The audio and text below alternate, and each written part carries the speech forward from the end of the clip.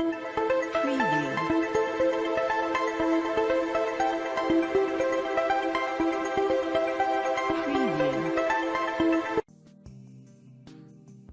there. Subscribe to my channel. And also press this bell icon, so you never miss any new updates, cause whenever we upload new video you will get a notification on your phone.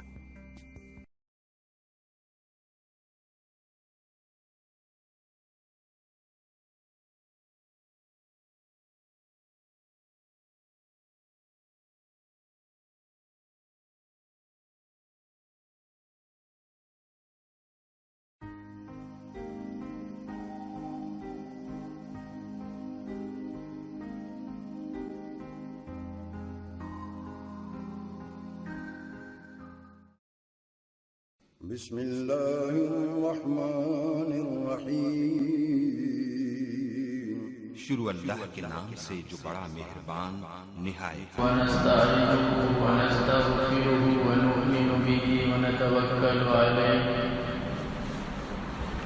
ونعوذ بالله من شرور أنفسنا ومن سيئات أعمالنا من يهده الله فلا مضل له ومن يضلل فلا هادي له ونشهد أن سيدنا وسندنا ونبينا ومولانا محمدا عبده ورسوله أما بعد فأعوذ بالله من الشيطان الرجيم بسم الله الرحمن الرحيم لقد جاءكم رسول من أنفسكم عزيز عليه ما عنتم حريص عليكم بالمؤمنين رؤوف رحيم وقال النبي صلى الله عليه وسلم إنما بعثت لأتمم مكارم الأخلاق او کما قال علیہ الصلوۃ والسلام۔ محمد کی آمد بشیرا و نذیرا، محمد کی آمد بشیرا و نذیرا، فصلوا علیہ کثیرا کثیرا۔ وہ بجلی کا کڑکا تھا یا صوت ہادی، وہ بجلی کا کڑکا تھا یا صوت ہادی، عرب کی زمین جس نے ساری ہلا دی۔ حضرین محترم، سامعین مکرم، میرے اسلامی بھائیوں، بزرگوں اور دوستوں، السلام علیکم ورحمۃ اللہ وبرکاتہ۔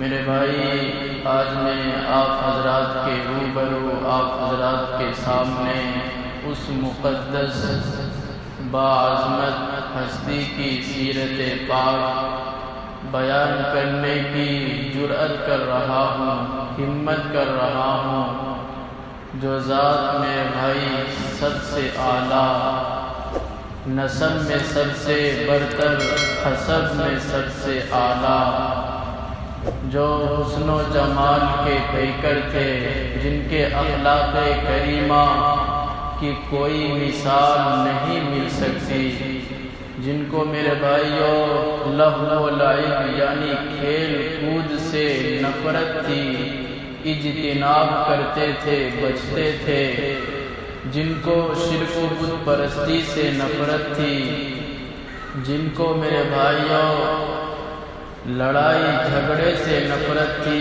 جنگ و جدال سے نفرت تھی، جن کی زبان سے اگر کچھ الفاظ نکلتے تھے تو ایسا معلوم ہوتا تھا جیسا کہ منہ سے پھول جھڑ رہا ہو، جس کے بال بال سے حسن ٹپکتا تھا، جن کی زبان پر ہر وقت اللہ تبارک و تعالیٰ کی حمد و ثنا میرے بھائی لبریز رہا کرتی تھی۔ ان سے میری مراد ہمارے اور آپ کے آقا، غریبوں کے غم گسار، یتیموں کے والی، غریبوں کے حامی محمد الرسول اللہ صلی اللہ علیہ وسلم کی ذات ہے۔ میرے بھائیوں، ہمارے اور آپ کے آقا کی ذات کسی انسانیت، کسی شخصیت کی ذات نہیں ہے، بلکہ پورے عالم انسانیت، عالم بشریت کی ایک مقدس سیرت ہے۔ میرے بھائیوں، ہمارے آقا کی سیرت تمام سابقہ انبیاء علیہم السلام کی سیرت ہے۔ میرے نبی کی سیرت تمام کتب منازل من السماء کی سیرت ہے۔ ہمارے اور آپ کے آقا کی سیرت تمام کتب تفاسیر کی سیرت ہے۔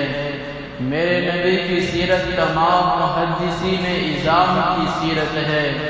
میرے نبی کی سیرت میرے بھائیوں عرب و عجم یعنی پوری کے پورے کائنات کے ذرے ذرے کی سیرت ہے۔ اسی لیے تو میرے اللہ نے قرآن کریم کے اندر فرمایا وَمَا أَرْسَلْنَاكَ إِلَّا رَحْمَةً لِلْعَالَمِينَ، اے نبی ہم نے آپ کو دونوں جہاں کے لیے رحمت بنا کر مبعوث فرمایا ہے۔ میرے بھائیوں، ہمارے نبی رحمت بن کر آئے ہیں۔ میرے نبی کا روشن سورج طلوع ہونے سے پہلے دنیا کی یہ حالت تھی، ہم سب کو معلوم ہے کہ انسانوں نے اپنا ہوش و حواس کھو رکھا تھا۔ تمام کے تمام انسانیت قتل و غارت گری، شرک و بت پرستی کے اندھیروں میں گم ہو چکا تھا۔ آگ پرستی، ہوا پرستی، پانی پرستی، بت پرستی ان کا میرے بھائیوں مشغلہ بن چکا تھا۔ عدل و انصاف کا وہ لوگ نام تک نہیں جانتے تھے۔ پیار و محبت کے نام سے وہ کوسوں دور تھے۔ شفقت و محبت کے الفاظ سے میرے بھائیوں وہ لوگ واقف نہیں تھے، اور مالدار لوگ غریبوں سے کام لیا کرتے تھے، غریبوں کو زنجیروں میں جکڑ کر باندھ دیا کرتے تھے، ان سے وہ جو چاہتے تھے کام کرواتے تھے۔ گویا کہ غریب لوگ مجبور شخص شمار کیا جاتا تھا۔ ہاں میرے بھائیوں، جب لڑکی، جب بچی 5 یا 7 سال کی ہو جاتی، اسے اچھے سے اچھا کپڑا پہنایا جاتا، اسے گاؤں سے باہر لے جا کر جہاں پر پہلے سے گڑھا تیار ہوا کرتا تھا، اس معصوم پھول کو، معصوم کلی کو میرے بھائیوں اس گڑھے میں ڈھکیل دیا جاتا تھا۔ وہ بچی ابو ابو چیخ چیخ کر پکارتی رہتی، مگر ظالم باپ کے دل نرم نہیں ہوتا تھا۔ یہ عرب کا حالت میرے نبی کا روشن، میرے نبی کا نبوت کا سورج اور میرے نبی کو اس دنیا میں آنے سے پہلے کا عرب کا یہ حال تھا۔ لوگ میرے بھائیوں پیار و محبت سے بہت دور تھے، ہر شخص دوسرے سے لڑائی جھگڑا، آپسی اختلافات اتنا وہ طول دیتے تھے، اتنا آگے تک چلا جاتا تھا، تلوار نکالنے کی باری آ جاتی، سالوں سال تک لڑائی چلتی رہتی تھی، ہر شخص ایک دوسرے پر میرے بھائیوں ظلم و ستم کیا کرتے تھے۔ لیکن جب میرے نبی اس دنیا میں قدم رکھتے ہیں، جب میرے نبی اس دنیا میں تشریف لاتے ہیں، تو پوری کی پوری کائنات کے اندر نور و برکات کی روشن منور سورج میرے بھائیوں طلوع ہوتا ہے، پورے کے پورے کائنات روشن ہو جاتا ہے۔ جب میرے نبی اس دنیا میں صرف قدم رکھتے ہیں، آتش قضا، کسریٰ کا آتش قضا میرے بھائیوں بجھ جاتا ہے۔ جب میرے نبی اس دنیا میں صرف قدم رکھتے ہیں، عیسائیت کا چراغ گل ہو جاتا ہے، پوری دنیا سے شرک و بت پرستی مٹنے لگتا ہے۔ جب میرے نبی اس دنیا میں قدم رکھتے ہیں تو میرے بھائیوں پورا کا پورا عرب خوشبوؤں سے معطر ہو جاتا ہے۔ جب ہمارے اور آپ کے آقا کا قدم اس دھرتی پر، اس زمین پر پڑتی ہے تو میرے بھائیوں خانہ کعبہ کی دیوار پر ایک روشنی ایک روشنی چمکتی ہے، گویا کہ اللہ تبارک و تعالیٰ نے کعبے کو خوشخبری سنا دی کہ کعبہ جو آج تک تیرے اندر 360 بت رکھ کر یہ لوگ پوجا کیا کرتے تھے، عبادتیں کیا کرتے تھے، کہ کعبہ آج تیرے اندر سے بت کو نکالنے والا اس دنیا میں آ چکا ہے۔ اے کعبہ جو تیرے پاک زمین کو آج لوگ یہ مشرک کافر لوگ ناپاک کیے ہوا تھا، آج تجھے پاک کرنے والا اس دنیا میں آ چکا ہے۔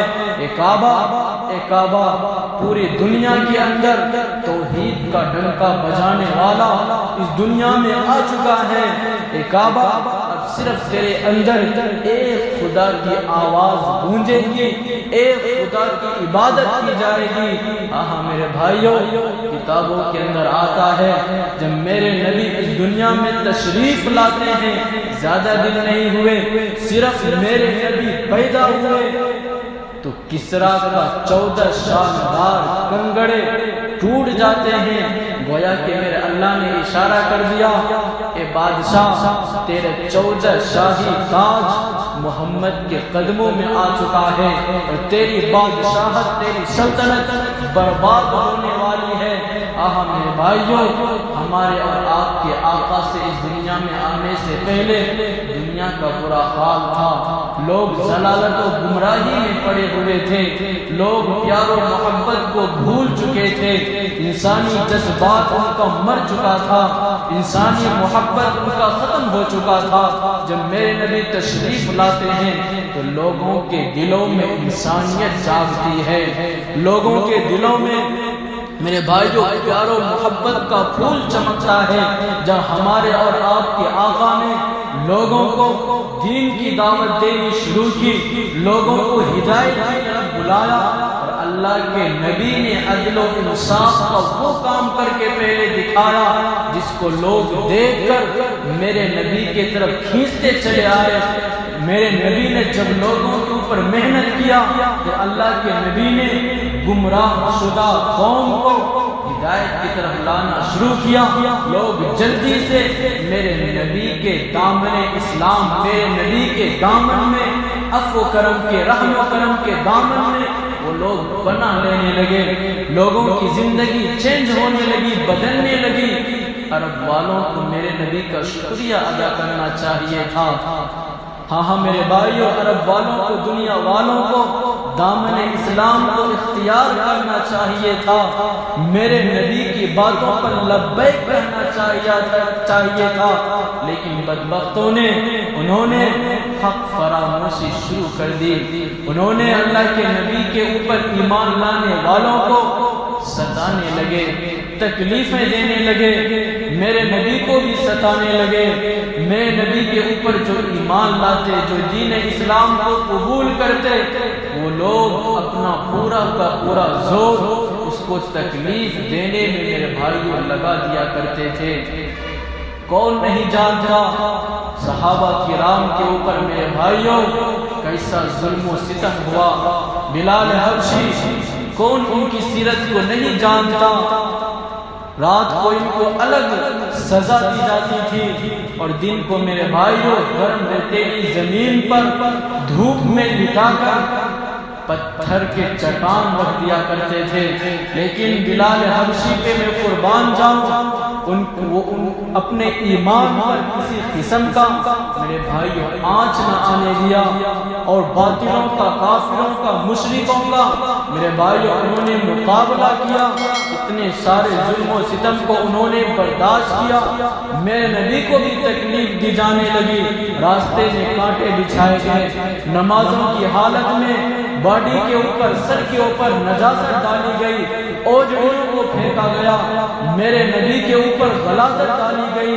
ہاں میرے بھائیوں، نماز کی حالت میں میرے نبی کے گلے میں کپڑے کا پھندا ڈال کر نعوذ باللہ میرے نبی کو دنیا سے ختم کرنے کا ارادہ کیا گیا، لیکن اللہ تبارک و تعالیٰ کے پیارے حبیب نے یہ ساری چیزوں کو برداشت کیا، صبر کیا، اور وما ارسلناک الا رحمت للعالمین کی آیت کی تفسیر، اس کا ترجمہ لوگوں کو سمجھا دیا۔ اے لوگوں، میں دنیا کے اندر زحمت بنا کر نہیں بلکہ رحمت بنا کر بھیجا گیا ہوں۔ میں بدلہ لینے کے لیے نہیں بلکہ دشمنوں سے گلے ملنے کے لیے میں بھیجا گیا ہوں۔ اگر وہ میرے سامنے آگ مجھے پیش کریں گے، میں ان کو گلاب کا پھول کا گلدستہ پیش کروں گا۔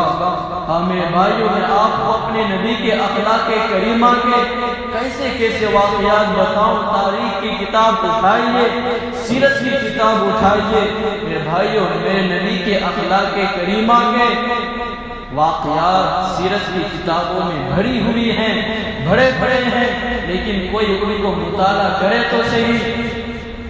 کتابوں کے اندر آتا ہے ایک مرتبہ غزوہ نجد سے میرے نبی واپس ہو رہے تھے۔ غزوہ نجد سے واپسی پر اللہ کے نبی ایک درخت کے سائے میں آرام فرمانے لگے۔ میں نبی کے ساتھ میرے نبی کے صحابہ بھی ہیں، صحابہ اللہ کے نبی کے صحابہ تھوڑی دور ہٹ کر وہ بھی آرام فرمانے لگے۔ میں نبی درخت کے سائے میں آرام فرما رہے، ایک دشمنان اسلام آتا ہے، اس کے دل کو، اس کے قلوب کو شیطان نے بہکایا۔ وہ تلوار نیام سے نکال کر اللہ کے نبی کے اوپر سوت لیتا ہے اور کہتا ہے، اے محمد بتا تجھے مجھ سے کون بچائے گا۔ اللہ کے نبی کی جب آنکھ کھلتی، اللہ کے نبی کی زبان سے نکلتی ہے، میرے نبی فرماتے اللہ۔ اتنا بولنا تھا، وہ کافر کا بدن ہلنے لگتا ہے، گھبرانے لگتا ہے، حدرنے لگتا ہے، اس کے ہاتھ سے تلوار گر جاتا ہے۔ اللہ کے نبی تلوار اٹھاتے اور وہ کافر سے کہتے ہیں، اے شخص بتا اب مجھ سے تجھے کون بچائے گا۔ ان کو میرے بھائی اللہ پر کہاں یقین تھا، کہاں ایمان تھا۔ وہ کہتا ہے کہ اللہ کے رسول آپ کے رحم و کرم اب در گزر سے مجھے کون بچا سکتا ہے۔ میرے بھائیوں، میرے نبی کا جانی دشمن، لیکن اللہ کے نبی نے اسے بھی معاف فرما دیا۔ ہاں، طائف کے حالات کسے معلوم نہیں۔ جب مکہ والوں نے میرے نبی کو ستایا، ہر طریقے سے تکلیف پہنچائی، میں نبی کے صحابہ کو ستانا شروع کیا، جہاں تک ان سے ہو سکتا تھا پریشان کیا، تو اللہ کے نبی مایوس ہو کر طائف کے سفر کا میرے بھائیوں ارادہ فرمایا۔ طائف میں ایک سب سے بڑا سردار سمجھا جاتا تھا، جس کا نام مجھے یاد نہیں آ رہا۔ اس کے اور دو بھائی تھے، جس کا نام حبیب اور دوسرے کا نام مسعود تھا۔ یہ تینوں بھائی میرے بھائی بہت ہی زیادہ گھمنڈ والے تھے، متکبر تھے، اپنے آپ پر فخر کیا کرتے تھے۔ اللہ کے نبی جب ان کے پاس گئے، جب انہوں نے دین کی دعوت دی، انہوں نے اللہ کا پیغام سنایا، تو پہلے نے تو مذاق بنایا، ذلیل کیا جتنا ان سے ہو سکتا تھا، اور کہا کیا اللہ کو تو ہی ملا تھا نبی بنانے کے لیے؟ دوسرا کہتا ہے اگر تو واقعی نبی ہوتا تو میرے طرح زمین پر نہ چلتا۔ تیسرا کہتا ہے اگر تو واقعی نبی ہے تو تیرے خلاف کچھ بولنا وبال جان ہے، نقصان کا سودا ہے۔ اگر تو واقعی نبی نہیں ہے تو اللہ پر جھوٹ بول رہا، الزام لگا رہا، اور میں جھوٹوں سے بات کرنا پسند نہیں کرتا۔ میرے بھائیو اندازہ کرو اللہ کے نبی کو کیسے ذلیل کیا گیا۔ طائف کے میدان میں، طائف کے سفر میں اللہ کے نبی نے برداشت کیا، اور ان تینوں بھائیوں نے، بدبختوں نے ایمان لانے کے بجائے وہاں کے آوارہ لڑکوں کو، اوباش لڑکوں کو میرے نبی کے پیچھے لگا دیا، اور وہ میرے نبی کے اوپر ڈلے پھینکتے، پتھر پھینکتے۔ میرے نبی کے خادم زید رضی اللہ تعالی عنہ اللہ کے نبی کو بچا رہے، لیکن ان بدبختوں نے اتنے میرے نبی پر پتھر چلائے، میرے نبی کے نالین میرے بھائیوں خون سے تر ہو گیا۔ اتنے میرے نبی کے اوپر پتھر پڑے، اتنا برا حال کیا، جو میرے نبی کے مکہ کا جانی دشمن تھا ان کو میرے نبی کے اوپر ترس آ گیا۔ لیکن میرے بھائیوں اللہ کے نبی نے ان سے بھی اپنا بدلہ نہ لیا، ان سے بھی میرے بھائیوں ان کے لیے بد دعائیں نہیں کی۔ زید رضی اللہ تعالی عنہ اللہ کے نبی کو لے کر چلتے ہیں اللہ کے نبی بے ہوش ہو گئے. عرب کا وہ سردار اپنے باغ سے انگور لا کر توڑ کر زید کو دیتے, اللہ کے نبی کو خادم کو دیتے اور کہتے ہیں اللہ کے نبی کو تم یہ جب ہوش آ جائے یہ نہ کہنا کہ فلاں نے دیا ہے, اگر تم نے کہہ دیا تو وہ اس چیز کو کھانا پسند نہیں کریں گے. میرے نبی کا جانی دشمن ہے لیکن ان کو بھی رحم آ گیا. طائف کے بدبختوں نے میرے نبی کا ایسا حال کیا. ارے میرے بھائیوں, میں آپ کو طائف کا کیا حال بیان کروں. اللہ کے نبی خود اپنی زبان سے فرماتے ہیں, ایک مرتبہ عائشہ سے فرماتے ہیں, عائشہ میں اب تک جو زندگی گزارا ہوں میری پوری زندگی میں سب سے زیادہ سخت دن جو ہوا ہے وہ طائف کا دن ہوا ہے. اس سے زیادہ سخت دن میرے اوپر کوئی بھی نہیں گزرا. آپ اندازہ کریں. لیکن میرے بھائیوں, اللہ کے نبی نے طائف والوں کو بھی معاف فرمایا. اللہ کے نبی وہاں کیوں گئے تھے؟ کیا روپیہ پیسہ بٹورنے کے لیے, کیا اپنا نام اونچا کرنے کے لیے؟ نہیں. لوگوں جو گمراہی میں پڑے ہوئے تھے, جانور کی جو زندگی گزار رہے تھے, ان کو سیدھے راہ پر لانے کے لیے گئے تھے. لیکن انہوں نے بات ماننے کے بجائے اس کا الٹا کرنا شروع کر دیا. میرے بھائیوں, کتابوں کے اندر آتا ہے آسمان کے فرشتے چند مرتبہ روئے ہیں, لیکن طائف کے بدبختوں میں اللہ کے نبی کے اوپر اتنا پتھر برسائے کہ اس دن آسمان کے فرشتے بھی رو پڑے. اندازہ کرو میرے بھائیوں, اللہ کی نورانی مخلوق, آسمان کے فرشتے رو پڑے. اللہ کا فرشتہ آ گیا, اے حبیب اگر آپ کہیں ان دونوں پہاڑوں کو میں نزدیک کروں اور اس گاؤں والوں کو آٹے کی طرح پیس دوں. اللہ کے نبی فرماتے ہیں کیوں میں ان کے لیے تباہی کی قہر الہی, کسی شاعر نے کیا ہی خوب کہا ہے, میں کیوں ان کے حق میں قہر الہی کی دعا مانگوں. بشر ہیں, بے خبر ہیں, کیوں ان کے لیے تباہی کی دعا مانگوں. اللہ کے نبی فرماتے ہیں جبریل سے, اللہ کے فرشتے سے, یہ بے خبر ہیں, یہ مجھے نہیں جانتے میں کون ہوں. ارے یہ ایمان نہیں لائے, ان کی اولاد ضرور ایمان لائے گی. میں دنیا میں رحمت بنا کر بھیجا گیا ہوں, میں زحمت بنا کر نہیں بھیجا گیا. میرے بھائیوں, اللہ کے نبی نے اسے بھی معاف فرما دیا. کس ہستی پر پتھر برس رہے جس کو کسی شاعر نے کیا ہی خوب کہا ہے, وہ اب جس کے سائے کو گلشن ترستے تھے اور طائف کے میدان میں اس کے جسم پر پتھر برستے تھے. میرے بھائی, اس ہستی کو اتنا پتھر کی بارش برسائے گا ان کے اوپر, اگر وہ چاہتے اپنا ہاتھ اٹھاتے قوم صالح کی طرح ان بدبختوں پر آگ کی بارش برسوا سکتے تھے. اگر میرے نبی چاہتے ہاتھ اٹھا کر قوم لوط کی طرح آگ کے انگارے اور پتھر کی بارش برسوا سکتے تھے. لیکن اللہ کے نبی نے ایسے نہیں کیا, بلکہ اللہ کے نبی نے معاف فرما دیا. میرے بھائیو, مجھے بتاؤ تو صحیح, مجھے لا کے دکھاؤ تو صحیح, ایسے عالی مقام والے, ایسے عالی میرے بھائیو کردار والے, اخلاق والے آپ کو ڈھونڈنے سے بھی نہیں ملے گا. میرے نبی کے اخلاق تو یہ تھے. ایک مرتبہ ایک شخص عائشہ صدیقہ رضی اللہ تعالی عنہا سے پوچھتا ہے, سوال کرتا ہے کہ آپ مجھے بتائیے اللہ کے نبی کے اخلاق کیا تھے. عائشہ فرماتی ہیں کان خلقہ القرآن, کیا تم نے قرآن نہیں پڑھا؟ ارے پورا کا پورا قرآن میرے نبی کے اخلاق ہیں. میرے نبی کی زبان سے کچھ بولنا وہ بھی قرآن ہے, میرے نبی کا چلنا قرآن, میرے نبی کا دیکھنا قرآن, میرے نبی کی بات کو کرنا قرآن, ساری کی ساری میرے نبی کا کردار قرآن ہے. عائشہ صدیقہ رضی اللہ تعالی عنہ فرماتی ہیں پورا کا پورا قرآن میرے نبی کے اخلاق ہیں. جب میرے نبی امہات المؤمنین یا عائشہ صدیقہ رضی اللہ تعالی عنہ کے گود میں جب سجدے تھے, ایسا معلوم ہوتا تھا ریحل کے اوپر قرآن کریم رکھا ہوا ہے. جب امہات المؤمنین اللہ کے نبی کے چہرے کو دیکھ رہی تھی, ایسا معلوم ہوتا تھا ریحل کے اوپر قرآن ہے اور امہات المؤمنین قرآن کریم کی تلاوت فرما رہے ہیں. میرے نبی کے اخلاق میرے بھائیو قرآن ہے. آپ قرآن پڑھیے، میرے نبی کا اخلاق آپ کو معلوم ہو جائے گا. انک لعلی خلق عظیم. اور اب میرے بھائیو آگے چلیے. فتح مکہ کا واقعہ کسے یاد نہیں؟ اس مکہ کے اندر کون سا ایسا ظلم ہے جو میرے نبی کے صحابہ کے اوپر نہیں ڈھایا گیا؟ کون سی ایسی تکلیفیں ہیں جو میرے نبی کو نہیں جھیلنی پڑی؟ کون سی ایسی مصیبت ہے جو میرے نبی کے صحابہ نے میرے بھائی برداشت نہیں کیا؟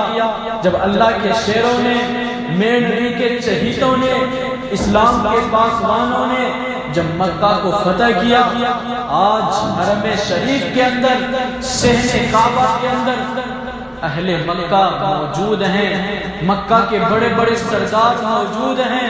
آج یہاں وہ بھی موجود ہیں جنہوں نے اسلام کو نقصان پہنچانے کے لیے اپنا سب کچھ لگا دیا تھا. آج اس صحن کعبہ کے اندر، حرم شریف کے اندر وہ بھی موجود ہیں جنہوں نے صحابہ کے بچوں کو بھوکا مارا تھا. آج اس کعبہ کے اندر وہ بھی میرے بھائیوں موجود ہیں جنہوں نے میرے نبی کے جسم کے اوپر نجاست ڈالا تھا، غلاظتوں کو پھینکا تھا، اوجریوں کو ڈالا گیا تھا، میرے نبی کے گلے میں پھندا ڈالا تھا. آج وہ سارے کے سارے موجود ہیں. آج میرے بھائیوں وہ عورت بھی موجود ہے، ہندا، جس نے میرے نبی کے چہیتے چچا سید الشہداء حضرت حمزہ رضی اللہ تعالی عنہ کا کان کاٹا تھا، ناک کاٹ کر، کان کاٹ کر گلے کا ہار بنائی تھی. آج وہ عورت، بدبخت عورت بھی موجود ہے جنہوں نے میرے نبی کے چچا کا گلے نکال کر منہ میں ڈال کر چبایا تھا. سب موجود ہیں، بڑے بڑے سردار موجود ہیں، دشمنان اسلام موجود ہیں. ہاں میرے بھائیوں، آج اس کعبہ کے اندر ابو سفیان بھی ہے جو دشمنان اسلام کا سرغنہ تھا، لیڈر تھا. جب ان کو معلوم ہوا کہ مسلمانوں نے مکہ کے اوپر فتح کر لیا، مکہ کو فتح کر لیا، غالب آ چکا، اس کے ہوش ہو گئے اور وہ اللہ کے نبی کے خیمے کی طرف چلنا شروع کر دیا. جب عمر نے ابو سفیان کو دیکھا، عمر رضی اللہ تعالی عنہ چیخ کر کہتے ہیں، یہ اللہ کے دشمن، آج میں تم سے ایک ایک چیز کا حساب لوں گا. آج میں تم سے اپنے بھائی کا حساب لوں گا. آج میں تم سے جو میرے نبی کے اوپر گالیاں رکھی گئی تھی کچھ کا بھی حساب لوں گا. عمر رضی اللہ تعالی عنہ میرے نبی کے پاس دوڑے ہوئے آتے ہیں اجازت لینے کے لیے. ابن عباس بھی آتے ہیں اور کہتے ہیں اللہ کے رسول، ابو سفیان پناہ میں آ چکا ہے.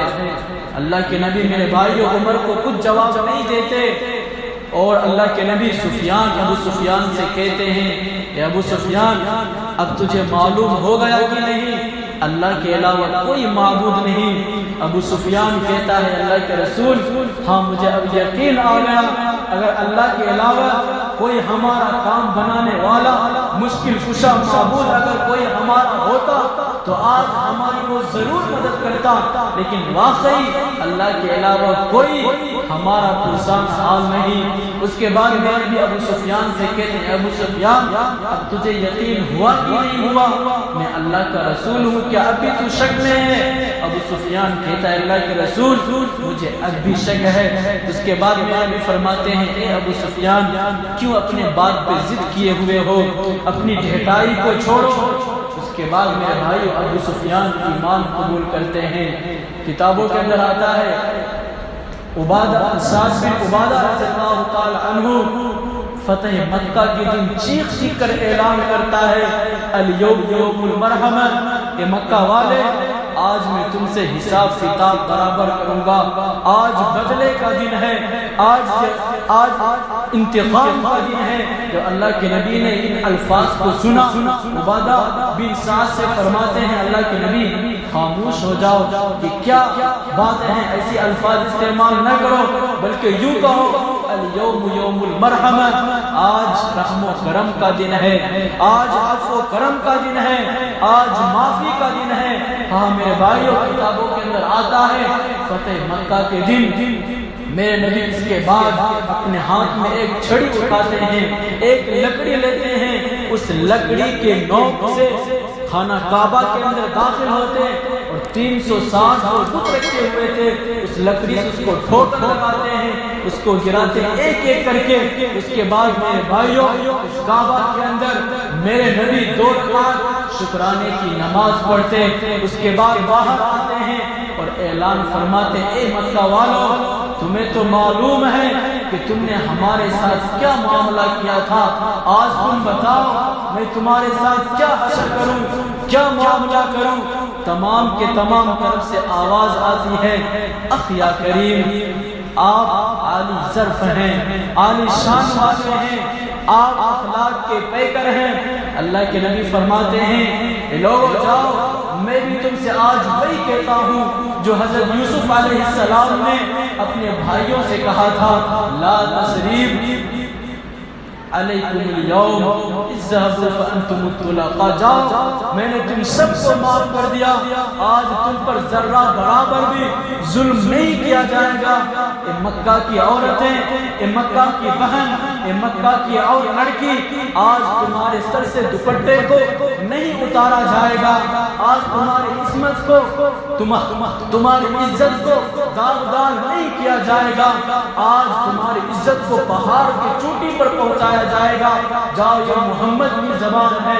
الگ اعلان میں بھائیوں یہ نبی اعلان فرماتے ہیں لوگوں جو آج کعبہ کے اندر داخل ہو جائے اس کو بھی معافی، جو آج اسلام کو اپنا لے اس کو بھی معافی، جو ابو سفیان جو دشمن تھا لیکن جب انہوں نے اسلام قبول کیا، میرے نبی کے اخلاق کو دیکھو، میرے نبی کیا فرما رہے ہیں، جو آج ابو سفیان کے گھر میں داخل ہو جائے اس کو بھی معافی ہے، جو آج صرف اپنے گھر کے اندر داخل ہو کر اپنے گھر کا دروازہ بند کر لے آج اس کو بھی معافی ہے۔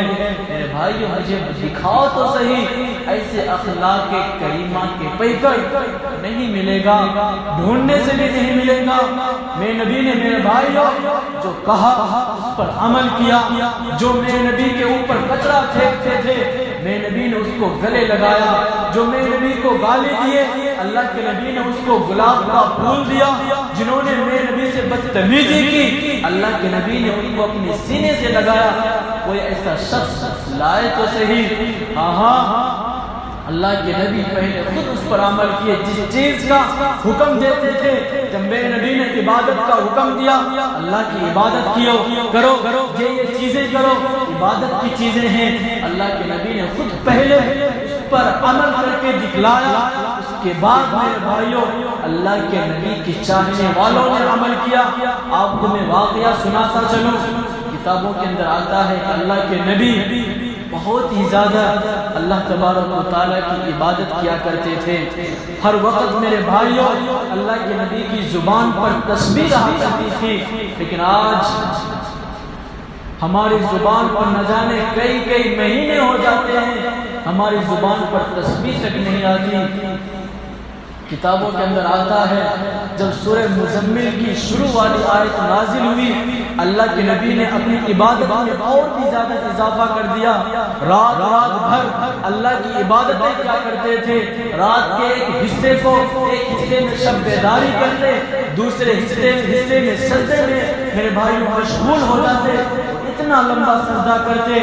اللہ کے نبی کے بیویوں کو امہات المؤمنین کو بعض مرتبہ یہ شک ہو جاتا تھا کہ شاید اللہ کے نبی دنیا سے رخصت ہو گئے، پاؤں میں ورق آ جاتا تھا۔ اللہ کے نبی جب نماز پڑھا کرتے تھے ایسی عبادتیں کیے اللہ کو بھی ترس آ گیا، اللہ کے قرآن کو بھی ترس آ گیا۔ اللہ تبارک و تعالیٰ نے قرآن کریم کی آیت نازل فرمائی میں نبی کے لیے طٰہٰ ما انزلنا علیک القرآن لتشقیٰ، اللہ کے رسول آپ اپنی جان کو کیوں ہلاکت میں ڈال رہے ہیں؟ سورہ مزمل کی آیت جو نازل ہوئی ہے آپ کو اپنی جان ہلاکت میں ڈالنے کے لیے نازل نہیں ہوئی۔ اللہ کے رسول آپ اپنی جان کو ہلاکت میں نہ ڈالیں۔ میرے بھائیوں جب اللہ کے نبی سجدہ کرتے تھے اتنا روتے، داڑھی مبارک کپڑے مبارک آنسوؤں سے تر ہو جایا کرتا تھا، لیکن آج ہمارے گناہوں سے ہمارا دل اتنا میرے بھائی دلوں پر زنگ لگ چکا ہے ہم دعا میں رونے کی بھی کوشش کرتے ہیں، ہمارے آنکھوں سے آنسو نہیں نکلتا۔ اللہ کے نبی کا جسم مبارک آنسوؤں سے تر ہو جایا کرتا تھا۔ اللہ کے نبی کے صحابہ کہتے، اللہ کے رسول آپ تو بخشے بخشائے ہیں، آپ اتنا کیوں عبادت کرتے، اتنا کیوں روتے؟ اللہ کے نبی فرماتے افلا اکون عبدا شکورا، کیا میں اللہ تبارک و تعالیٰ کا شکر گزار بندہ نہ بنوں؟ میرے بھائیو، خدا را رمضان کا مہینہ قریب آنے والا ہے، اپنی عبادت میں اضافہ کرو، اپنی عبادت کو میرے بھائیوں لائق قدر بناؤ۔ ایسی نماز نہ پڑھو جو اس نماز کو کالے کپڑے میں لپیٹ کر آپ کے منہ پر مار دی جائے۔ خدا را میرے بھائیوں، جو نماز پڑھتے ہیں اپنی نمازوں کو درست کر لیں، چند منٹ اور زیادہ لگا لیں، خشوع خضوع سے نماز پڑھ لیں۔ اگر آپ خشوع خضوع سے نماز نہیں پڑھے، کوے جیسے نہاتا ہے ویسے اگر آپ نے نماز پڑھی، آپ کی نماز کو آپ کے منہ پہ ہی مار دیا جاتا ہے۔ خدا را اپنی عبادت کو اضافہ کرو، اپنی عبادت کو صحیح کرو۔ بہت سارے ایسے مسلمان ہیں ان کو نماز تک بھی نہیں آتا۔ خدا را میرے بھائیوں، شرم نہ کریں، علماء کے پاس آئیں، کسی جاننے والے کے پاس آئیں، نمازوں کو درست کر لیں، نمازوں کو میرے بھائیوں درست کریں۔ اگر آپ پوری زندگی ایسے ہی نماز پڑھتے رہے، آپ کی وہ نماز قابل قبول نہیں ہے، آپ کے منہ پہ مار دیا جاتا ہے۔ ہاں، اگر آپ نئے نئے نماز پڑھنا شروع کیے ہیں تو آپ کے لیے معافی ہے، لیکن آپ یہ سمجھیں ہمیں آتا نہیں، ہم نماز پڑھتے رہیں، نہیں۔ اللہ کے نبی نے فرمایا اگر تمہیں نماز نہیں آتا پھر بھی پڑھو، صرف اللہ اللہ کہہ کے سجدہ رکوع کرتے رہو، لیکن نماز کو جلد از جلد سیکھ لو۔ لیکن آج ہمارے مسلمان بھائی نماز سیکھنے کو تیار نہیں، عبادت کرنے کو تیار نہیں، اور جو نماز پڑھتے ہیں ان کا تو اللہ ماشاءاللہ نہ جانے کیسی نماز پڑھتے ہیں۔ ایسے تو میرے بھائیو جو جانور کوا ہوتا ہے وہ بھی نہیں نہاتا۔ خدا نماز کو صحیح کریں۔ اور آج جو ہمارے اندر سب سے زیادہ کمی ہے، اس بات کو بول کر میں اپنی باتوں کو سمیٹتا ہوں، بہت بڑی غلطی کرتے ہیں۔ میں نے کئی مرتبہ کہا نماز میں میرے بھائیوں ہم اور آپ لوگ آمین نہیں کہتے۔ بہت سارے ہمارے مسلمان سمجھتے ہیں اگر ہم آمین کہیں گے اہل حدیث ہو جائیں گے، ہم تو حنفی ہیں۔ ارے میرے بھائیوں، کتابوں کو تو اٹھائیے، کس نے آپ کو کہا سورہ فاتحہ کے بعد امام کے پیچھے آمین نہ کہو؟ پرسوں ہی ہم نے فضائل اعمال میں پڑھا ہے آمین کی فضیلت، جو آج منہ میں پان لیے پیچھے کھڑے رہتے ہیں، ایسا لگتا ہے منہ میں بیڑا ڈال کے نماز پڑھ رہے، منہ سے آمین ہی تک نہیں نکلتی۔ کس نے آپ کو کہا آمین نہیں بولنا چاہیے؟ ہاں، اہل حدیث کا ہم بھی مسئلہ جانتے ہیں، ان کے یہاں زور سے، ہمارے یہاں آہستہ، اتنا بھی آہستہ نہیں کہ آپ کی روح تک میں سنیں۔ آج تو ہمارے مسلمان ایسا آمین کہتے ہیں، مجھے ایسا لگتا ہے ان کا روح تک بھی اس آواز کو نہیں سنتے ہوں گے۔ خدا را فضائل اعمال میں ہم نے پرسوں ہی پڑھا، آپ دیکھ سکتے ہیں اللہ کے نبی کی حدیث، اللہ کے نبی نے فرمایا جو شخص امام کے پیچھے سورہ فاتحہ کے بعد آمین کہتا ہے تو اس وقت اللہ کے فرشتے بھی آمین کہتے ہیں۔ جس کی آمین اللہ کے فرشتے سے میچ ہو جاتا ہے، اللہ تبارک و تعالیٰ اس کی مغفرت کر دیتے ہیں۔ اتنا بڑا ثواب ہے، اللہ کے فرشتے بھی آمین کہتے ہیں کہ اللہ کے فرشتے جبریل پاگل ہیں، دیوانے ہیں۔ کتنے سارے ایسے واقعات ہیں جب جبریل علیہ السلام دعا کیا کرتے تھے اللہ کے نبی آمین کہتے ہیں، جب میرے نبی دعا کرتے جبریل آمین کہتے ہیں، کہ وہ دونوں دیوانے تھے؟ نعوذ باللہ۔ کس میرے بھائی ہم اس میں پڑے ہوئے ہیں، معلوم تو کریں، کتابوں کو تو دیکھیں۔ خدا را آپ سورہ فاتحہ کے بعد آمین ضرور کہیں، اہل حدیث کی طرح زور سے نہیں، آہستہ سے، اتنا بھی آہستہ نہیں کہ آپ کی روح تک نہ سنیں۔ میرے بھائیوں، کہنے کو بہت بات ہے، وقت کی قلت کی وجہ سے میں اپنی باتوں کو سمیٹتا ہوں۔ اللہ تعالیٰ ہم سب کو کہنے سننے زیادہ عمل کی توفیق عطا فرمائے۔ وآخر دعوانا الحمدللہ رب العالمین۔ جو حضرات